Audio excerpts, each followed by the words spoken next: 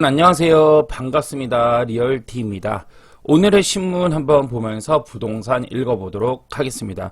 금매도 안 사. 제목이 너무 막 정말 공포스럽죠. 주택 거래량, 부동산 하락장 그때로 돌아갔다. 그때가 언제인지 한번 살펴보자고요. 대출 규제, 금리 인상 등으로 인해서 이제 대출을 규제하고 금리를 올리니까 부동산 침체 분위기가 이어지면서 지난달에 주택 매매 거래량이 8년 반 만에 최저치를 기록했다. 자, 이렇게 이야기를 하잖아요. 그러면은 이게 전국을 말하는 건지 수도권을 말하는 건지를 전혀 지금 알 수가 없다라는 부분들이죠. 그런데 아무래도 여기 지금 전반적으로 보면은 평균적으로 전국을 이야기하는 것 같아요. 한번 계속 보죠. 27일 국토교통부에 따르면 지난 1월 주택 매매 거래량 신고가의 기준은 총 41,709건으로 집계됐다. 전월 53,000건과 비교를 하면 22%나 감소했고, 그리고 전년 동월 96,679건과 비교하면 엄청 반으로 줄어든 셈이죠. 그러니까 전국적인 부분들을 우리가 지금 얘기할 수가 있겠습니다. 이는 지난 2013년 7월 36,000건에 비해서 8년 6개월 만에 어떻게요? 최저라는 얘기예요. 근데 이게 되게 재밌는 게 뭐냐면 2013년 7월이라면은요. 딱 서울이 바닥 찍은 기점입니다. 아주 딱 바닥이에요. 정말. 그때가 이때거든요. 그래서 8년 6개월 만에 거래가 아주 진짜 최저를 찍고 있다. 이렇게 보시면 될 것 같아요. 2008년도부터 서프라임 터졌을 때죠. 13년까지는 전국 주택시장이 하락장이었던 때다. 와우, 맞아요. 이소은 기자, 대단합니다. 잘 써주고 있어요. 머니투데이. 여기까지는 좋아요. 끝까지 잘해봐야 되겠지. 서울 거래량도 4,841건으로 전월 대비 24%나 줄었고, 전년 동월 12,000건보다도 무려 60%나 감소했네요. 2019년 2월 4,552건 이후 최저이다. 지역별로 수도권은 전월 대비 24.9%나 감소하였고, 전년 동월 대비로 하면은 65.6% 감소했고, 지방은 전월 대비 20% 감소했다. 전년 동월 대비 41.4%나 줄었다. 엄청나죠? 5년 평균 1월 거래량 대비로는 수도권은 50% 감소했고 지방은 30% 감소한 것으로 나타났다. 수도권도 이제 반토막 넘게 감소했고 거래량은 지방도 엄청나게 감소한 상황이죠. 유형별로 아파트는 전월 대비 19.7% 감소했으며 전년 동월 대비 62% 감소했고 아파트 외에는 전월 대비 26%, 전년 동월 대비 34.5%, 5년 평균 1월 거래량 대비로는 아파트는 52.5%, 아파트 외의 것은 24%로 각각 감소한 것으로 나타났다. 전국 미분양 주택 현황. 자, 미분양 주택 현황을 이렇게 요점 정리가 되어 있네요. 출처가 없네. 직접 만드셨나? 이 기자분께서. 자, 서울 같은 경우는 47호. 없는 거지, 이거는. 없어요. 인천은 423호. 없다는 건 아니지만, 인구 대비로는 매우 미비한 거죠. 미분양이. 매우 없는 수준. 경기도도 거의 없는 수준. 강원도가 좀 있네요. 강원도가 좀 있고요. 그리고 충남이 좀 미분양이 있고요. 그 다음에 경북이 미분양이 좀 많고요.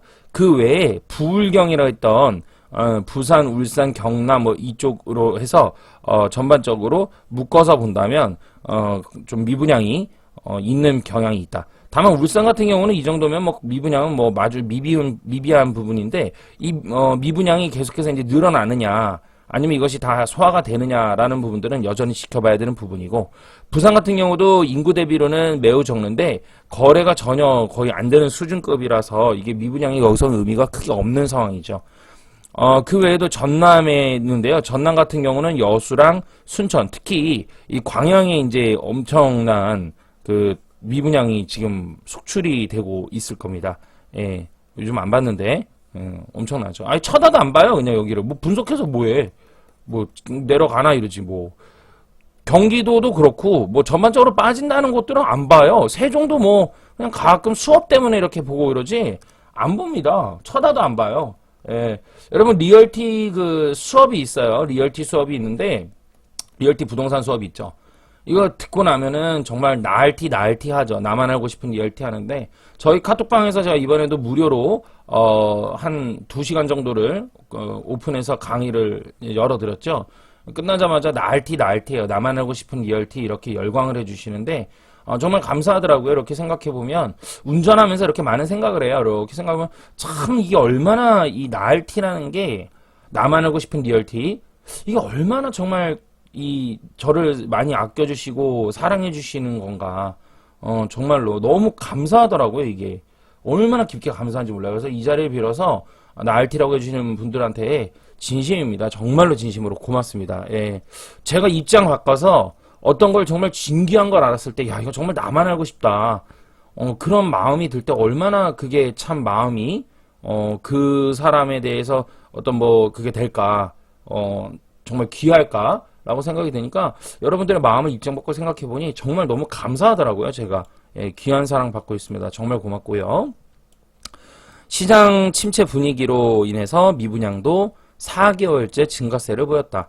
작년 9월 13,842가구에서 14,000가구로 미분양은 늘고 있고 거래량은 줄고 있고 이렇게 되는 것이죠.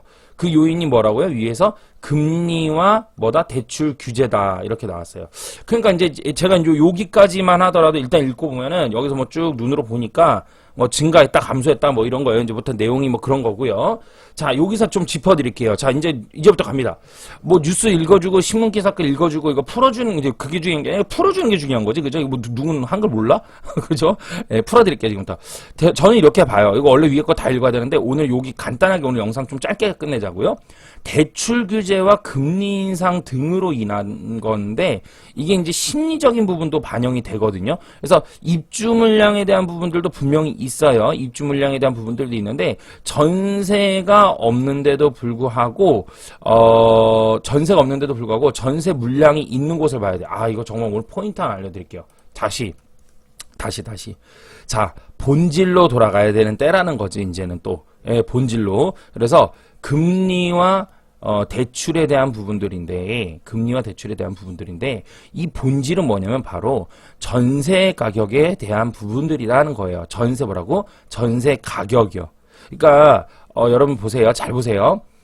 제가 강의하면서도 언젠가 4기 강의할 땐가 한번 이야기했던 것 중에 하나가 뭐냐면, 서울에서, 돈 버는 사람과, 그리고 저 지방에서 돈 버는 사람이 월급은 같아요. 월급은 고정 월급은 같는데 이제 그 대기업에서 주는 월급이나 이런 것 같은데 시간 외에 수당이나 뭐 기타 성과나 이런 것들은 이제 좀 다를 수 있단 말이죠. 그래서 이런 것들이 좀 차이가 있는데 물론 여기가 더 벌지. 제가 얘기하고 싶은 건 뭐냐면 예를 들어서 서울 다니는 뭐 어느 대기업의 뭐 K 부장님은 이런 성과급과 월급을 다 받아서 가령 1,500만 원을 벌어. 월급을 대기업에서 월급여를 다 해서.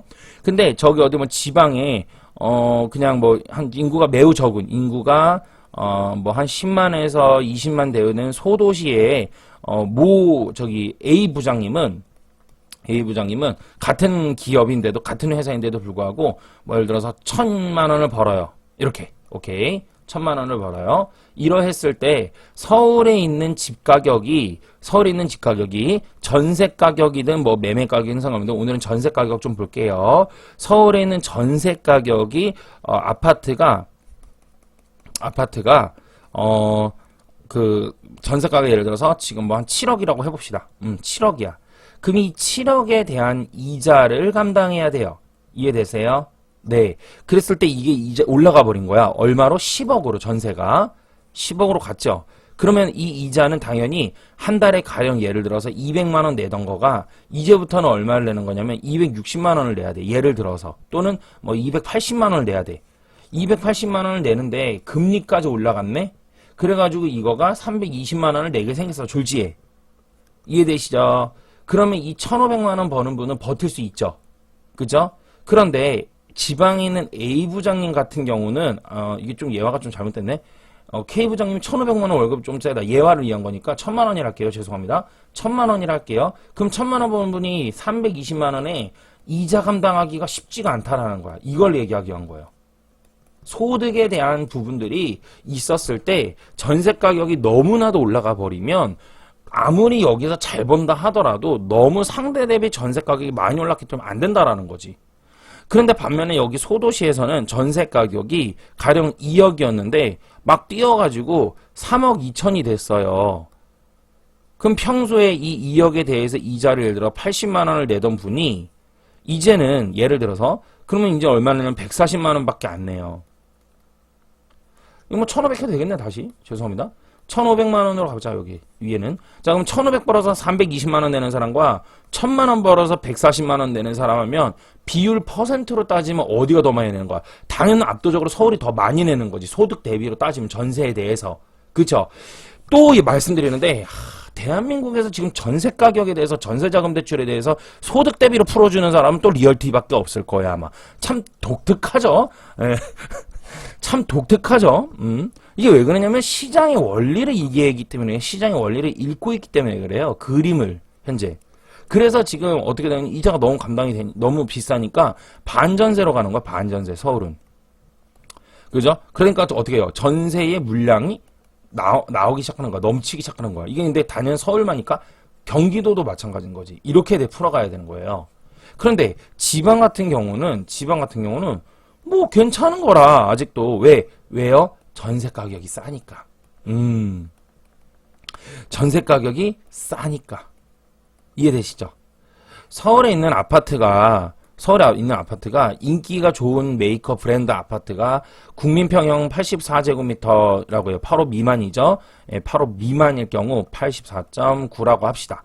이거가 전세 가격이 못해도 뭐 브랜드 아파트다 이러면은 뭐 한 14억 뭐 이래야 될 거 아닙니까? 예를 들어서 뭐 동네마다 당연히 또 다르지만.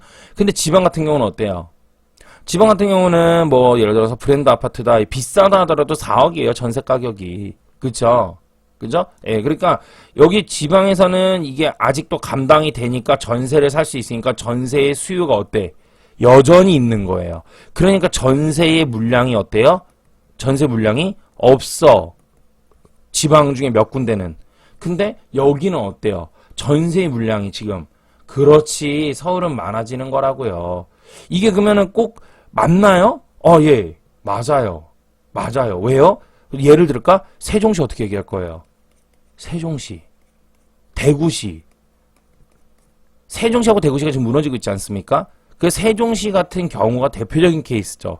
세종시 같은 경우는 전세 가격이 4억 라인에서 있었단 말이에요. 최고. 근데 이게 4억 라인인데 전세에 살 수 있는 그 어떤 소득계층들이 어때요? 행정도시다 보니까 적다고. 그리고 뭐 저는 개인적으로 행정도시와 이 산업요인 도시 뭐 이런 거 별로 구분을 잘 안 하는 스타일이에요. 뭐 그렇게 신뢰하고 싶진 않아요. 참고자료 그냥 그렇다 이거지. 이거 별로 의미 없어요. 이것도 솔직히. 본질은 아니야. 전혀 본질 아니야. 그래서 어쨌든 간에 세종시에 4억짜리를 산다. 인구가 36만인데. 그런데 이걸 감당할 수 있을까? 감당 못했던 거지. 무너진 거지. 제가 그랬죠. 지금 행정도시와 산업도시에서 신뢰 안 한다고. 대구는 어떻게 할 거야? 대구는 산업도시예요. 당연하죠. 우리나라 메카예요. 그죠? 근데 어때요? 떨어지잖아. 그러니까 산업과 행정 이거 가지고 얘기하는 분들이 있어요. 행정도시라서 여기는 올라가지 않아. 여기는 산업도시라서 올라가. 그럼 대구는 어떻게 할 거야? 대구는 산업도시인데. 우리나라 초대형 제일 큰 70년대 경제붐이 여기서부터 일어났는데 이거 어떻게 할 거냐고. 아니라니까 그런 거가. 그래서 반드시 봐야 되는 게 뭐냐면 전세 가격을 반드시 봐야 돼요. 그리고 제가 앞전에서 우리 우리 카톡방에서도 얘기했지만 매매 가격과 전세 가격의 컨버전스와 다이버전스 뭉치고 흩어지는 거에 있어서도 참고를 꼭 해야 되는 부분들에 대해서 설명을 했어요. 이거 끝나니까 난리가 났던 거죠. 나알티 하면서. 그쵸? 예. 그래서 이런 종합적으로 본다면 결국 지금 거래량이 감소되었어요. 그런데 이거가 있어요. 제가 오늘 본질적으로 얘기하고자 하는 게 이건데 금리가 올라요. 대출이 규제돼요. 이제 이거에 대해서도 점점 많은 사람들이 좀 있으면 다 알 거예요. 집이 없는 사람들도 알게 될 거라고. 좀 있으면 더 많이 안다는 얘기야. 시간이 흘러서 퍼져야 될 거 아닙니까? 정보라는 거가. 그쵸? 그런데요. 이런 게 있습니다. 올라가다가 여러분 이게 실전을 하는 사람만 알 수 있는 거예요. 올라가다가 정체하는 구간이 있어요. 이것이 부동산도 물론이고 주식시장이든 부동산 시장이든 정체하는 구간이 있습니다. 주식 같은 경우는 조정이 가격 조정이 올 수도 있고 또는 기간 조정이 올 수도 있어요. 조정인 두 가지가 이렇게 있는 거거든. 그런데 부동산 같은 경우는 대체적으로 가격 조정은 좀처럼 잘 오지 않습니다. 예, 잘 안 오고요. 그냥 쭉 가는데 다만 급매라는 것들이 종종 나오기 때문에 평균치는 안 떨어지지만 종종 가다가 이렇게 매매에 있어가지고 거래에 있어서 좀 이렇게 다운되는 것들이 쪽쪽쪽 나와요. 예, 그런 부분들이 있는데 어쨌든 부동산에 있어가지고는 가격 조정은 이론적으로 가격 조정이라는 건 없어요. 이론적 가격 조정은 이런 의미에서는 없다. 이런 의미에서는 없어요. 그냥 빠지면 쭉 빠집니다. 웬만하면은. 예. 2018년, 2019년에 서울이 빠졌었거든요. 근데 이렇게 빠진 거가 참 정말 예외적인 경우 수준이고요. 이거는 또한 이제 코로나로 인해 원래 이때 빠지는 게 맞아요. 이때 되게 많이 팔았어. 강남에 있는 부동산 부자들도 이거 되게 많이 팔았습니다. 이때. 여사님들 엄청 팔았고 사장님도 엄청 팔았어요. 예. 근데 코로나로 인해서 금리를 강제적으로 낮추다 보니까 이게 그냥 올라가 버린 거예요. 원래 이게 하락장이 여기서부터 시작되는 게 맞아요. 맞기는. 예, 좀 일찍 온 게 맞고요. 이게 지금 2020년하고 21년 여기가 다 예외지. 예. 여기에서 이거 졸지에 1년 빠졌는데 폭락한다고 떨어진다라고 얘기했다가 다시 올라가 버려가지고 낭패 본 사람이 전문가 제가 아는 분 두 분 있어. 방송에도 나오는 분. 제가 비공식적으로 좀 얘기해주고 있는데 참 되게 안타까워요. 예. 이분들 맞거든 사실. 근데 시장이 어쨌든 답이니까 어쨌든 올라왔잖아. 그럼 답이 없는 거지 뭐. 자 이렇든 근데 이분들을 매도해서는 안 돼. 이분들이 10%의 확률로 코로나라는 예외 때문에 틀렸어. 그러나 이 사람들 실력은 90% 적중한다 그러면 무조건 이 사람들 살려놔야 되거든? 근데 사람들은 그렇지가 않아. 눈앞에 있는 것만 보이는 거야. 그러니까 10%에 올인하는 거야, 막 다 그냥. 이러니까 투자 원리에 대해서 모르기 때문에 이게 실패한다. 파레토 법칙에 의해서요, 80%의 승률만 갖고 있어도 어마어마한 겁니다, 이거. 예, 그리고 승률이 답을 정해주는 건 아니에요. 승률이 돈을 벌어주지 않습니다. 돈 버는 거는 승률하고 상관이 없어요. 예. 자, 계속 가볼게요. 자, 어쨌든 올라가요. 그래서 이게 이제 올라가다가 문제는 뭐냐면 부동산 같은 경우는 여기서 거래가 침체가 되거든요. 침체가 되면 여기서부터 이제 횡보성을 이렇게 올라가긴 올라가는데 되게 뭔가 거래가 안 돼. 매물이 적재되고. 예, 매물 적재가 돼요. 이게 조정이에요. 잘못하면 조정이고 잘못하면 곤도박질이거든. 자, 그렇다라면 이거를 자, 오늘 되게 중요한 거 알려드리는데 이거 보면 선생님 이거가요 올라가다가 지금 여기서 매물 적재가 돼서 이게 떨어지는지 아니면 지금 대선 때문에 눈치 보는 건지 아니면 얘가 계속 가는 장세인지 어떻게 할 수 있나요? 그래서 제가 아까 말씀드린 거예요. 본질을 보십시오. 본질. 뭐다? 전세를 보세요. 전세의 가격이 그 지역이 착한가 안 착한가 보시고요. 두 번째는 또 뭐냐면 이건 순위가 아니야. 둘 다 중요하다는 거예요. 전세의 매물이 맞냐 안 맞냐 이거 보셔야 돼요. 예. 전세 매물의 증가와 감소. 이거를 참고를 해서 보신다라면 여러분들이 지금 이 장세가 대선이 끝나고 나서 풀릴 수 있을지 안 풀릴 수 있을지를 좀 가늠하는데 큰 척도가 될 것입니다. 그러니까 여기서 물량 뺏기는 사람들이 있다는 얘기예요. 지방 투자를 했는데도 불구하고 물량을 뺏기는 분들이 분명히 있어요. 지금. 서울이 지금 그러고 경기도 수도권이 이런 데도 불구하고 어떤 것 때문에 그래. 그렇지. 신문에서 이야기하는 매매 심리 때문에 신문에서 하락하니까 내가 가진 지역도 하락하는 줄 알아. 실제로 2008년도에도 서브프라임이 터져서 수도권이나 이런 곳이 전국적으로 다 많이 빠졌는데도 불구하고 서산이든 대구든 뭐 부산인가도 올랐어요. 이런 데는. 올랐거든요. 올랐는데 서산, 대구, 부산 뭐 이런 데 내가 다 알았는데 다 까먹었어. 지금 몇 군데 더 있어. 한 6군데 올랐어. 6곳이. 올랐어요. 그런데 문제는 뭐냐면 이때 당시에 손바꿈이라 그러지. 그러니까 이게 수도권이 하락하고 지방은 올라가는 그 체인지기요. 체인지. 너는 가고 나는 이제부터 내려간다 하는 거. 또는 얘가 내려가려고 하니까 얘가 올라가다가 순간 주춤하는 거. 아니야 뭐 가던 길 계속 가는데 얘가 그래도 돼? 그래도 되는 거야? 이런 때가 있었다 없었다? 있었어. 이게 무려 6개월이나 있었어. 6개월하고 지역마다 차이인데 8개월까지도 있었어요. 근데 결국 이때도 조금씩 올라갔던 거야. 모르는 사람은 모르게끔. 사서히 올라다가 갑자기 얘가 쭉 떨어지고 얘는 쭉 올라갔었어요. 나중에 풀리면서 거래가. 그래서 아마 지금 그런 장세, 여러분 이런 거 모르지? 뭐 경험이 없잖아 이런 거 여러분들. 그죠? 이런 거 경험이 없고 모르잖아 이론적으로도. 저는 이거 이론적으로는 알거든요. 이때 당시 제가 부동산 2008년도에 한 건 아니지만 이때 당시에 그런 것들을 신문 같은 걸 보면서 이렇게 해서 알아요. 그러니까 지금도 아마 대선이 끝나고 나면 그러한 장세가 펼쳐질 것으로 저는 예상을 해요. 그래서 리얼티는 하락한다라고 말씀하시면 안 됩니다. 리얼티는 수도권은 어려울 것 같다라고 얘기를 하고 지방에 가는 곳들은 대선 끝나고 나면 이내 다시 갈 가능성이 있다라고 이야기를 한다라고 얘기해줘야 돼요. 저는 폭락론자가 아니에요. 저는 상승론자 또한 아니에요. 저는 시장론자예요. 시장이 입각해서 움직여야 된다 이거야. 저는 이게 맞다고 봐요. 저는. 자, 그런 거에 있어서 지금 지방들도 주춤하는 이유는 뭐다?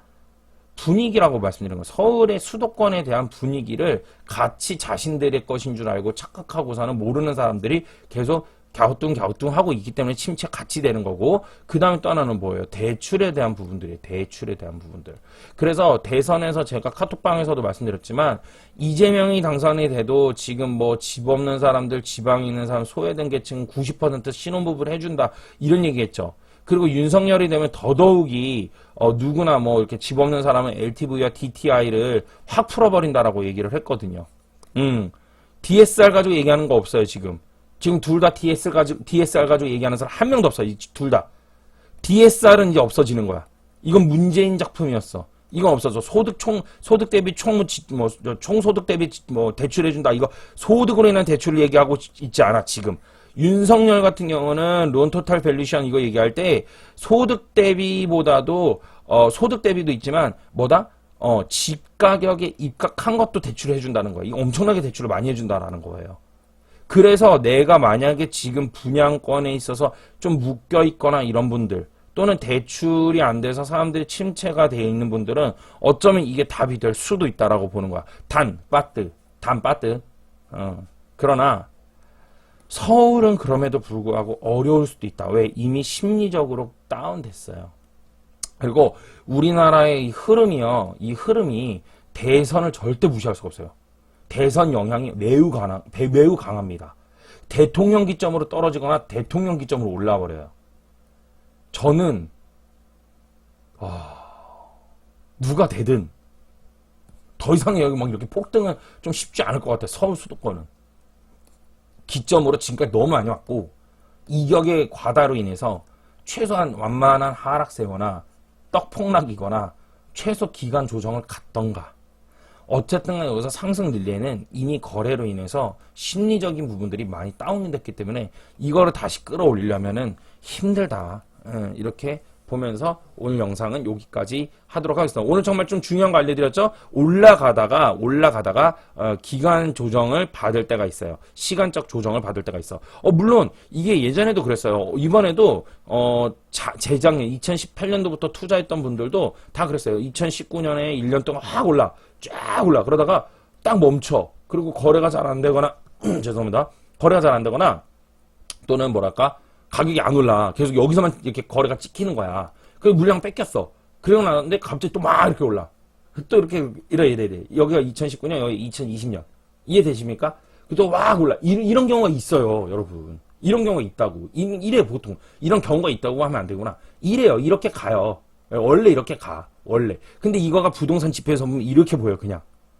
왜냐면 조금 씻고 있거든. 근데 여기 지금 마침 그림 잘 그렸어요. 여기서 살짝 이렇게 가는 거야. 이렇게. 요런데. 이런 데가 포인트가 안 보이는 거지, 이제. 그렇지. 그러니까 어느 때는 가격이 조금 오르고, 어느 때는 많이 오르다가 갑자기 또 조금 오르다가 갑자기 오르는데, 그러니까 조금 오르는데 이 상승 폭락이 적은 곳은 이런 조정이라고 보면 돼. 한마디로. 이해되셨죠? 그럼에도 불구하고 흐름이 서서히 가고 있다. 이렇게 보면 될 것 같아요. 그러니까 이 기간을 못 버티고 던지는 사람들이 많아요. 이런 경우 어떻게 해야 되느냐, 그러면. 이거 어떻게 해요? 자, 알려드릴게요. 심리적인 것까지 함께해서 반영을 한다면 분산 매도, 분할 매도 몇 개 갖고 계신 분들은 하나, 두 개 정도는 한번 던져보는 것도 나쁘지 않아. 현금 챙겨놓고 그러면서 나머지는 또 즐기고 다른 데 가가지고 또 투자하고 이렇게 하는 것이 좋은 전략 중에 투자의 메카 중에 하나다라고 볼 수가 있겠습니다. 아시겠죠, 여러분? 자, 유튜브에서 제가 너무 좋은 정보 막 이렇게 얘기하니까 어느 분이 수업하면서 그러더라고. 쌤! 유튜브에 좀 정도껏 공개해요. 너무 많이 공개하는 것 같아. 너무 많이 풀어요. 막 이런 말씀을 해주시는데요. 고맙습니다. 근데 여러분들 뭐 많이 푸는 거 아니에요. 정말이지 제가 알고 있는 거 여러분 유튜브에는 정말 20%밖에 안 푸는 것 같아요. 한 25%? 예. 제가 여기서 용어 쓰기 시작해가지고 경제학 얘기하고 그러면 여러분들 못 알아들어요. 인기 구독자 다 떨어져요. 자, 재밌게 들으셨으면 여러분들 구독 누르시고요. 예, 우리 카톡방 항상 댓글 달리니까 여러분들 들어오셔서 같이 함께 활동해도 좋을 것 같습니다. 좋은 한 주간 되시고요. 오늘 월요일이 시작되었습니다. 전쟁이 시작이 되었는데요. 참 안타까워요. 우크라이나에서 많은 그 선량한 시민들이나 그런 분들이 피해가 좀 없었으면 좋겠고, 특히 민간인들 피해가 발생했다고 들었는데 참 너무 안타깝습니다. 참 마음 같아서는 저기 큰형님이 들어가서 한바탕 좀 때려줬으면 좋겠는데, 저기 응? 항공모함하고 이런 거 끌고 가지고 좀 한바탕 때려줬으면 좋겠는데, 예? 바이든이 지금 아직은 벼르고 있고, 유럽에서는 좀 연합으로 해서 무기하고 뭐 이런 거는 언제 지원을 한다고 하죠, 전반적으로. 그래서 이것이 잘못하면 세계전쟁으로 커질 수 있기 때문에 조심스러운 부분이 있는 것 같아요. 자, 여기까지 하도록 하겠습니다. 여러분 또 봬요. 리얼티였습니다.